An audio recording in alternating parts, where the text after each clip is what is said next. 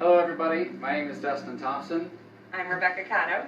We're with Delaware United, and joining us is Stephan. And Mike Matthews. So Mike is the president of DSEA, right? President-elect. President-elect. Yeah. July, right? Okay. July 15th. Yeah, yes. Okay.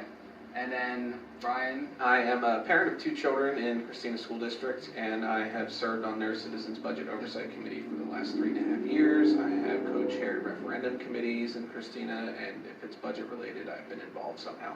Yeah, so we got some budget nerds, and some teaching nerds, and some politic nerds. That's right. Yeah, Put so it we're all well together. rounded. All right, so we're going to talk about the education budget and the budget overall. But focus primarily on education, since that seems to be the hot topic on the radar right now. So to start out with, there are some possibly rather large cuts to our education funding in the works to the tune of $37 million. So with that coming down the line, now you said it's not finalized until We're not the going to legislative committee, right? Right, we're not going to know until we get a passed budget, which usually happens at 3:30 in the morning on July 1st, because their official deadline is June 30. But Yeah, at tentative, it's 37 million right now. yeah. July 1st is the rock star party. Oh, it's for the everybody. 30th it Yeah, starts. the 30th, sorry, Yes, yeah. yes. We're actually going down, We're renting a room. we're getting the whole bit going. You're going to need one. Yeah, it's the junkie season for politics. But there are some plans on how we can kind of get around this $37 million hole that we're going to create in education funding, right? So there's the match tax that our districts are going to be able to implement. So Maybe. yeah, Maybe. well, some are refusing to do it, right? Yes. They say we're not doing it. There have been a number of boards of education that have come out and publicly stated that we're not going to do this, and this isn't our original purpose. And it's a patch, it's a Band-Aid. It doesn't fix anything. What are the kind of dangers that with doing that? There's several. I mean, number one, the only body that can grant match tax authority is the General Assembly. So Governor Carney saying that this is how they're going to do it doesn't mean anything. Because it actually has to be written into the budget that districts and boards of education can use the match tax for this specific purpose of recovering part of that $37 million. So it doesn't even exist yet. Okay. It's just a suggestion. Think of it like that. It's a suggestion. Governor Carney said, here's a way to get some of it back, and didn't follow that up with, as long as the legislators agree. That has to happen first. And like I said, you don't know, we're not going to know if that's a thing until we get a passed budget, because that language will actually be in the final budget. Mike, what are some of the other dangers of this match tax? Well, I think one of the dangers is that the state would be granting authority to our school boards to do something that they were not originally elected to do.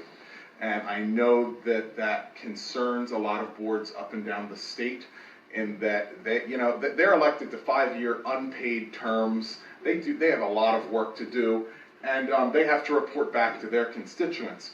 And there is a very limited definition of what can be covered under the match tax that the boards themselves can vote to increase every year. And they are concerned that, from what I've heard from certain board members, is that this will open the door to allow more to be thrown on local school boards in terms of raising local taxes, and it could really open the door and set a negative precedent for school funding into the future. And I know that school boards up and down the state, if this is an avenue that the state wants to go down, maybe we need to have that conversation at some point, but it's not necessarily something healthy to do this in a time of crisis as a response to an ongoing funding crisis. And I know, at least in my school district, we're looking very closely, our board, at the resolution that was passed by their board at last week's meeting, pretty much calling out the governor and this attempt to grant boards the authority to raise the match tax. I think they're looking at wording similar, because this could really leave a sour taste in the mouths of voters in our district when our board has to ask to go out to referendum in a few years.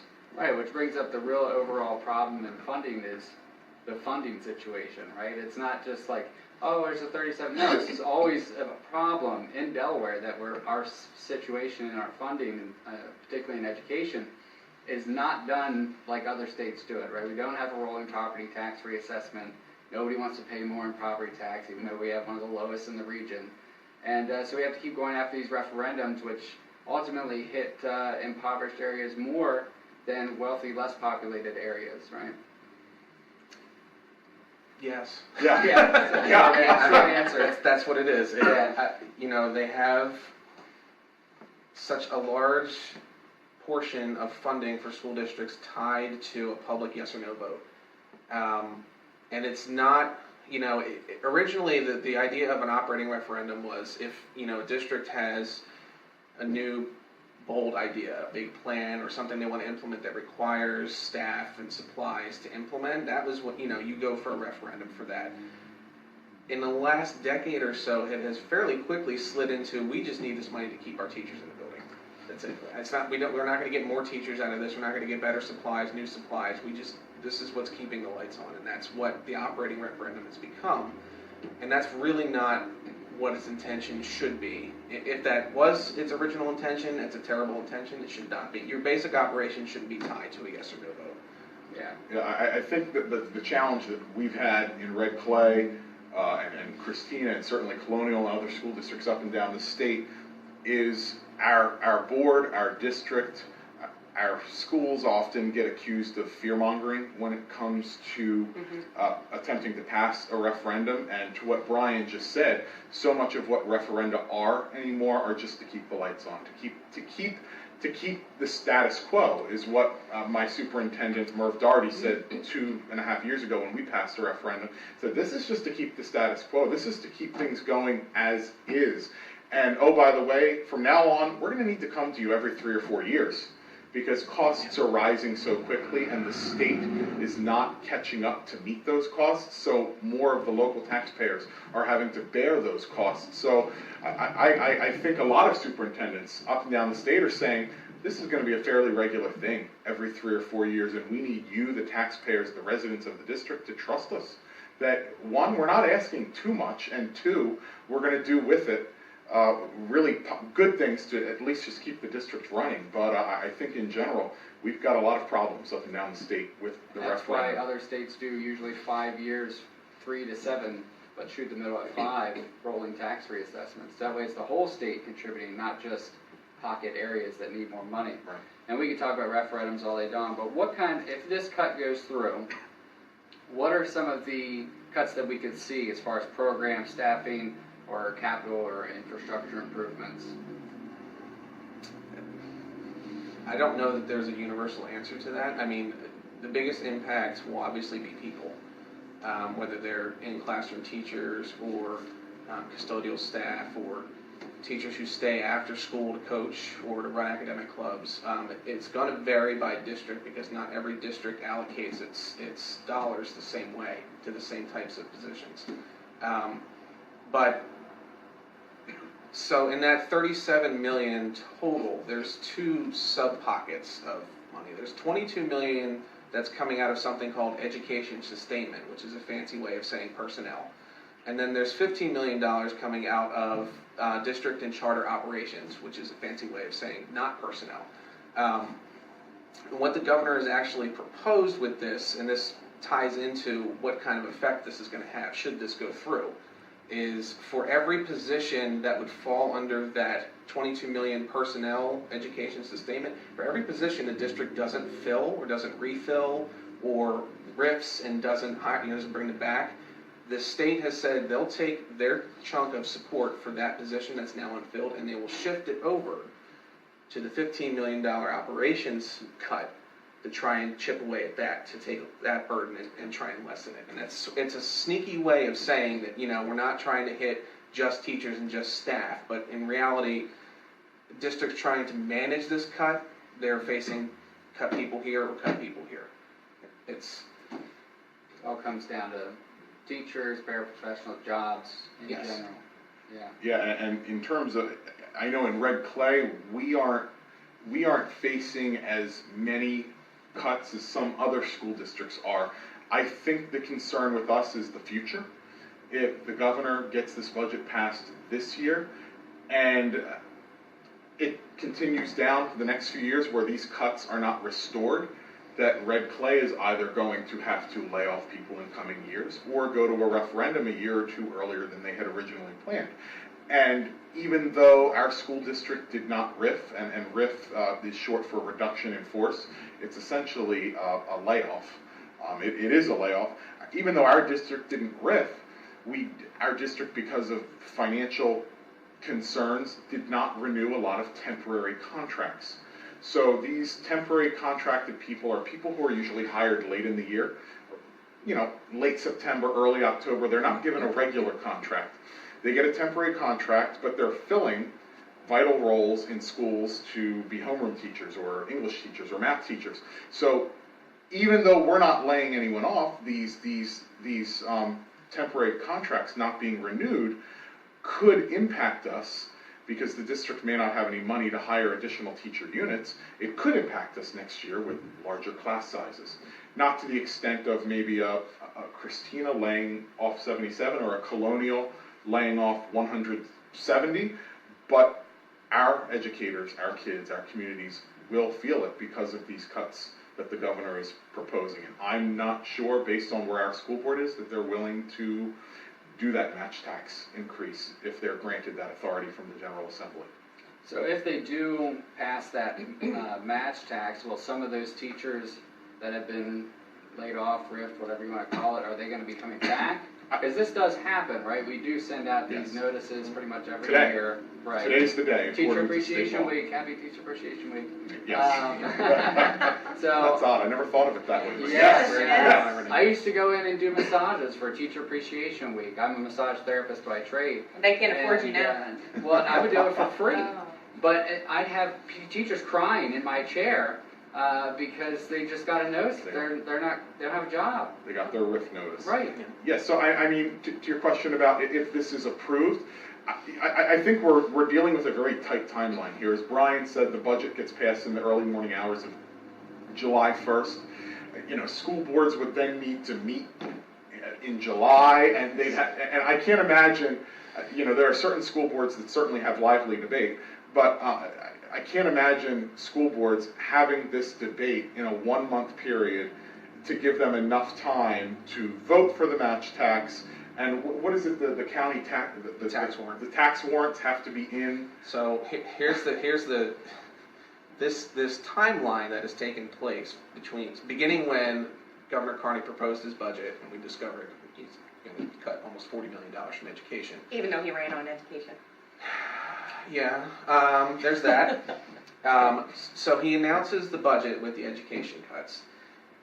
School districts, by law, are required to make their reductions in force, have them actually in the hands of the people affected by May 15th every year. It's in Delaware Code.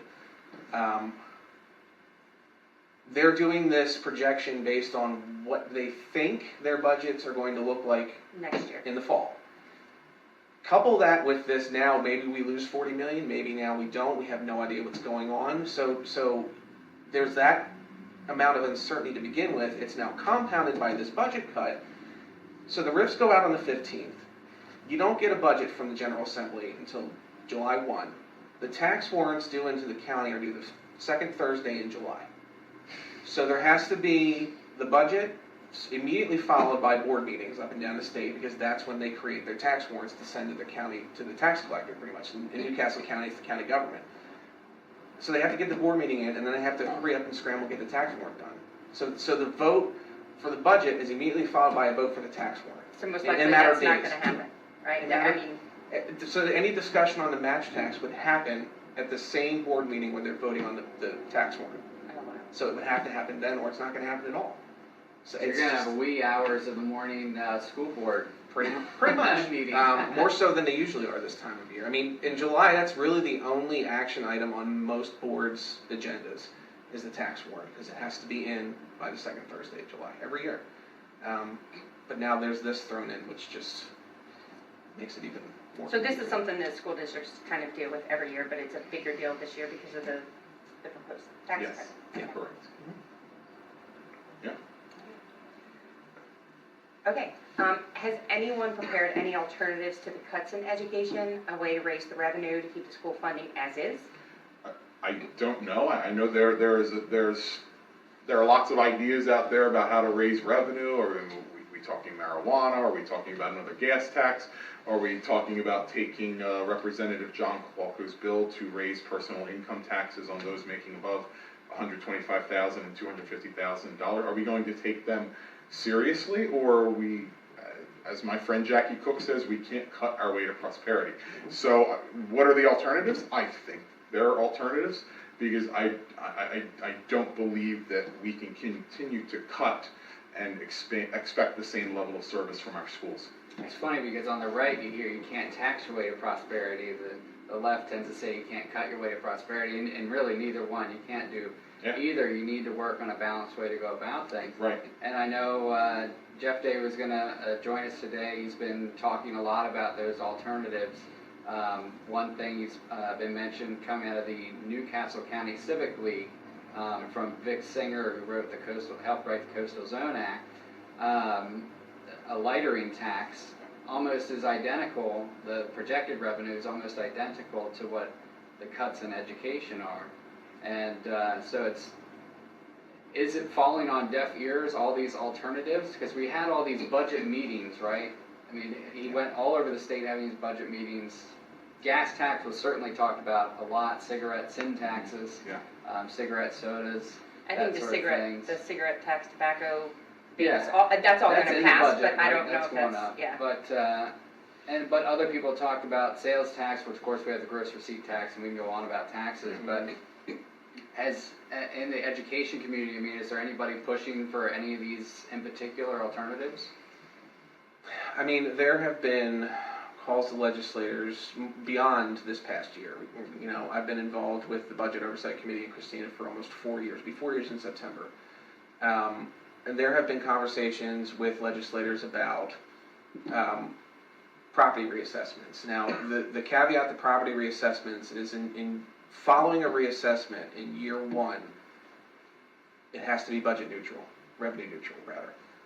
So you can reassess all the property values, but if your property assessment doubles, your tax rate halves to make it revenue neutral. So you don't get any financial gain in that first year. The next time when you see that shifting of revenue going to the more affluent areas of the state is when the next referendum comes, because their tax rate, the tax rate itself won't have to be increased that much as it would have previous to the reassessment. So that's, people like to throw out the property reassessment. Yes, that's a long way off. Even if it passes, yes, is what you're saying. That's something that needs to be done, but it's not an immediate fix.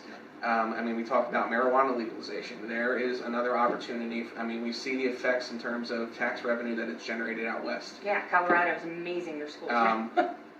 You know, the topic Jeff Day has been raising, that would almost plug the education cuts for that to be enacted.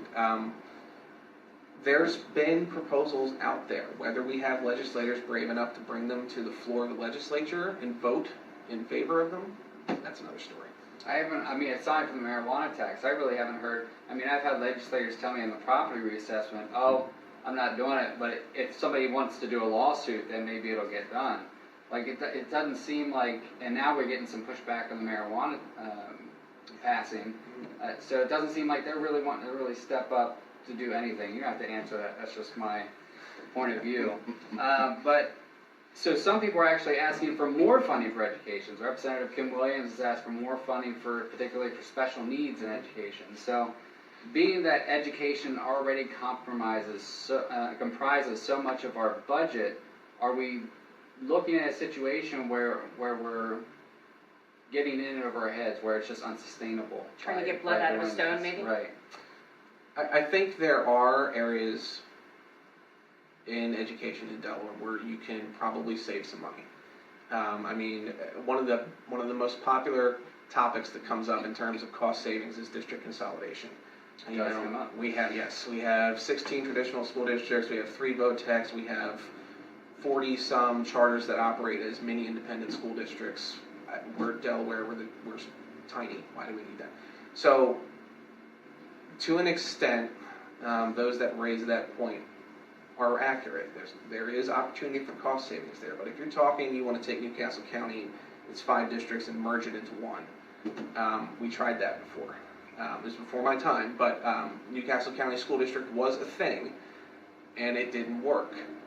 So if we want to try and repeat the same mistake again, and you want to try and justify that by it being a cost-saving measure, I can't take that seriously. It's been done before, and it didn't work. That said, there are some smaller districts, and by smaller I mean in student population, that probably could be merged with neighboring districts. And you may see, again, it's far from certain that you'll see cost savings. You might see some areas for cost savings, but plugging a sizable budget shortfall like we have now with district consolidation, no.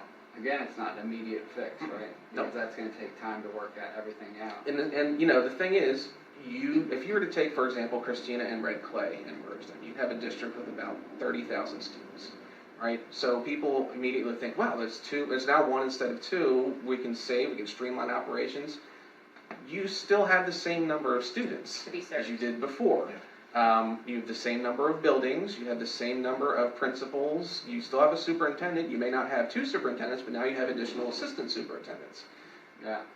But one of the arguments I heard about that, and they can still work this out, is actually bulk buying. I know that sounds very weird, right? Like, is that a thing? It is a thing already. Right. Like, yeah. so, you know, you're the guru, but yes, there are. What are the districts that do it now? They all do it. They all utilize statewide contracts for purchasing. Okay. They when they go out for purchase, they have to submit I think it's called an RFP to the state. Yeah. Which is basically, you know, who's the state got as contracted vendors to do what So we when need we're done. talking like iPads, If we're talking things like textbook suppliers, right? right? So the state's got a contract with a company that provides textbooks, and they've negotiated pricing already. So if you have an individual district trying to negotiate a price against the state as a whole, I don't know that you're going to get a better deal. Okay. But bulk purchasing has been brought up, yes, but the districts do bulk purchasing. The state does it on their behalf. They negotiate the contract and vendor prices for them. Well, maybe they're not getting the best deal. That's true, but if you're talking buying power in terms of size of an I organization, think I know a book they can read if they want to learn about the deal, art of the deal. Oh my. I don't know that I would recommend that. So, no matter what happens, we're certainly in for some rough times as far as taxes, and all across the board. Education for sure is one of the most important things. So, what is your question? Yeah, it's kind of it's on topic. But so I live in the Brandywine School District. Okay, and so like I'm reading the article today, and we have no cuts coming in. You know, we did a referendum 2 years ago, didn't pass, and they did it 2 months later and cut some of it, and it passed. So I'm wondering why some school districts are affected so much and some others. Now, I will say that Brandywine School District has no charter schools, and I'm not blaming our charter schools. I'm just saying that that's a point that I actually like to point out, that either people in my area feel their schools are established enough or special enough to not have a charter school. And my son is in the medical school and he went to public schools. Yeah. So you can obviously get a great education in public schools. So I guess my question is, why are different districts being affected differently? That's a tough question. I think there could be dozens of answers. Okay. There really are. I guess the simplest way I could phrase it, like, you know, I'm in Christina, so I don't know the nitty-gritty details of all the other districts. Right. I have a general knowledge of what's going on. But each district deploys their funding different ways, Okay. right? So in Christina, many of the positions that are affected by this are the portion of the $37 million that's coming out of Christina. Those happen to be deployed at the elementary school level, right? And in any district, you have more elementary schools than you have any other. Yes. You have middle and you have high school. So because of the way Christina deploys their earned teaching units, even though I don't like using the word unit, but when we're talking funding, that's how the state does it. They calculate teacher funding on earned units. So Christina uses the bulk of what's coming out of this budget cut at the elementary school level. And to replace that, you have to look for local money, local funding, property taxes, right? And we ran a referendum 3 years ago, 2.5, 3 years ago, right? So we can't replace that without cutting somewhere else because we just can't raise taxes arbitrarily for this. Right, every year. In districts that may have a larger cushion, carry forward money Okay. from year over year. I know there are some that are shifting some of that money to cover what they're anticipating losing from the state budget cuts. Okay. So they're cutting that other things, preserves- may not be Right, particular so it's- jobs, but it may be after-school activities. or Eventually, extra if not buses. this year, it'll be a zero-sum game at some point in the future, right? So you're gonna have to take money from somewhere to cover this if you wanna keep this. You may not have to do it now, you probably are gonna have to do it next year. Little Peter to pay Paul Yeah, sort of That's- scenario. thank you, I just was curious about No, that. it's- That's kind of a And it comes personal- down to tax base too. I mean, if you're in brandy wine, it is a higher income area. I mean, if you look at per zip Oh. code, your average AGI, you have this nice little pretty band across the top of the state. AGI average $340,000 a year, and then you look in Wilmington, you're looking at 30 to 40,000, and then you have a big gap of even lower than that, and then it goes up again down by the beach. So, and you see the schools and the funding situations play out pretty along those lines, right? Where the struggling schools are where that middle class really is. Yeah. So, well, again, thank you two so much for coming out and talking with us. Thanks everybody for watching. If you haven't yet get involved in your school boards, we just had races. Congratulations to Ashley Sabo, who won that red clay, which I was pretty happy with. So, get involved in your school boards, get involved in the debate. Call your Talk to your legislators, teammates. tell them you don't want education funding cut. To be cut, yeah. Yeah. All right. Thank you guys so much. Thank Thank you.